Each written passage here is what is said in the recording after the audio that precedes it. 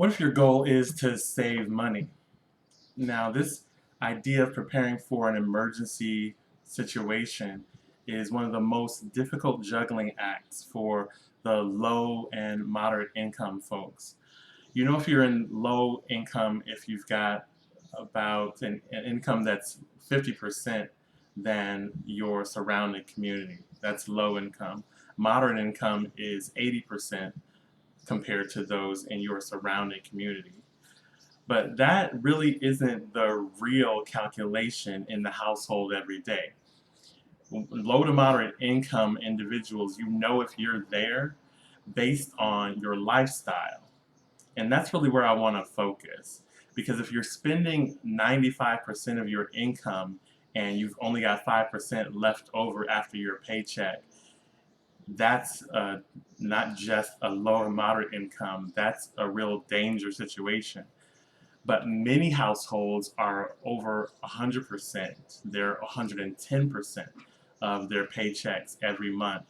And they're really struggling to make ends meet because there's no way that you're going to be able to hit 100% of your bills with less than, like, negative 10% of your income. You're going to have to borrow every month in order to make ends meet. And a lot of us do that through credit cards or through friends and family if we have that available. So let me start to talk about what I think is even more important than the actual putting money away aspect. It is reducing your expenses. And so as a first step to thinking about saving money, you want to reduce your expenses. There are a few steps that I'll give you to help you to figure out how to do that, to start that process. Number one is review your subscriptions. Now, many of us are not going to cancel our Prime or our Netflix at this point, but you may have other services that you want to cancel. There are some apps that you can download that help you figure out and find where you might have some of those types of subscriptions that you're no longer using. Another technique is to really look at what your subscriptions offer. So for example, if you have a Prime account through Amazon, you may have access to Prime Music, and you don't have to have the Apple Music account or the Spotify account that you're currently paying for. The second thing that I always think is really important is to look at your cable bill. I am a big proponent, and this is not the only way to do it, but I'm a big proponent of only having internet service these days, paying only for that fee monthly and not having channels and movie stations and things like that. You can actually access those directly through those companies and maybe pay less than what you might pay through a cable service. So consider looking at your cable bill.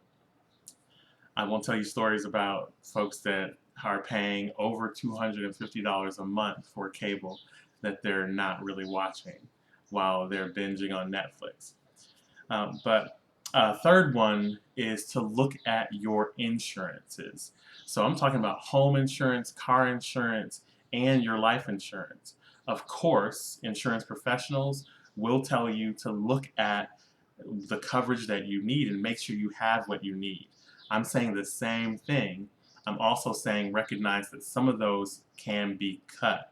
Do you actually need the amounts that you're carrying on your car insurance in particular? But home insurance can be a tricky one as well. You want to really review what you're actually being covered for. Sometimes you'll find that you're not covered as much as you think, so you want to add those pieces, but often you'll find that you can have some discounts.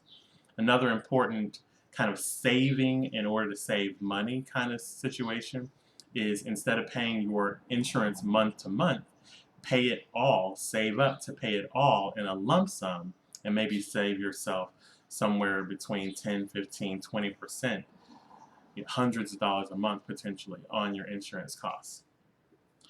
Another consideration that I want to bring up, and maybe I'll do this in another video, is coupons and rebates, things like that. I have a training that goes through this. I think it's called Debt Management, Credit Leverage, and Your Hustle. I'll put a link in the description, and that's all for today. Until next time, make progress.